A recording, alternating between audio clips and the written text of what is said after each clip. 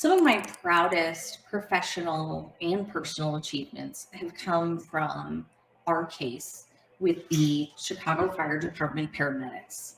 We filed the case, I'll never forget, on May 2nd, 2018. It was a year after my son was born. And this is what happened. We made the front of the Chicago Sun-Times. My clients were really thrilled that someone was starting to talk about what was happening to them, and it was starting to be acknowledged. The hardships that our clients went through during this time were extreme. They were sexually assaulted, they were put in fear of rape, all by employees, coworkers, or supervisors who were supposed to be on the same team as them. But they weren't on the same team. They were just viewed as objects. One of the most upsetting parts of this, of course, is that these women are not your average women. They are salt of the earth and will literally come in an ambulance and save your life. The problem is, who's saving theirs? Who's protecting them? And so Cramer Law Group was very pleased, both again, professionally and personally, to represent these 5 women. We were able to settle the case after protracted litigation, where the city tried to pull every trick in the book to try to discredit our clients. I feel that the case should have been settled much earlier, because there really is a supposition, even in court, where it's like, we just don't believe you. And I think there's a real problem with that socially. Having to prove every little thing in text messages with your husband, not wanting to be intimate with your husband because you have flashbacks to your sexual assault, divorce because of your severe post-traumatic stress disorder. The events that happened to these women changed their lives forever.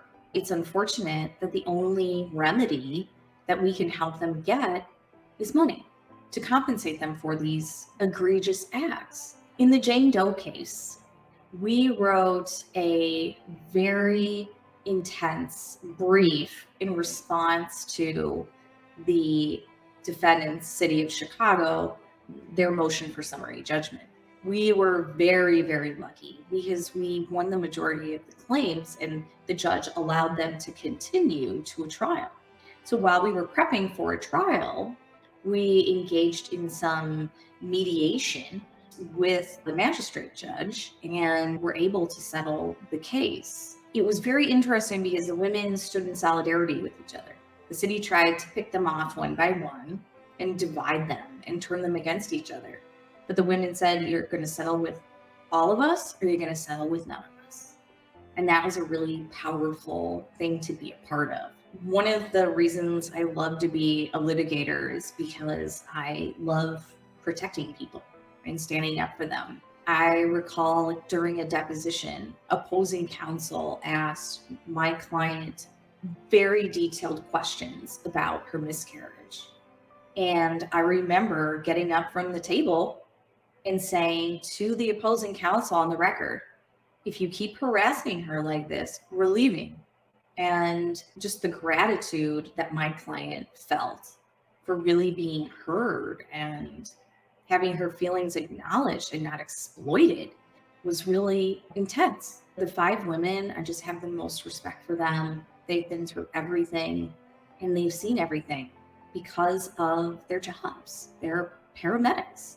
So one of the things that came to light in the Jane Doe case was the fact that sexual harassment doesn't have to be sexual innuendo.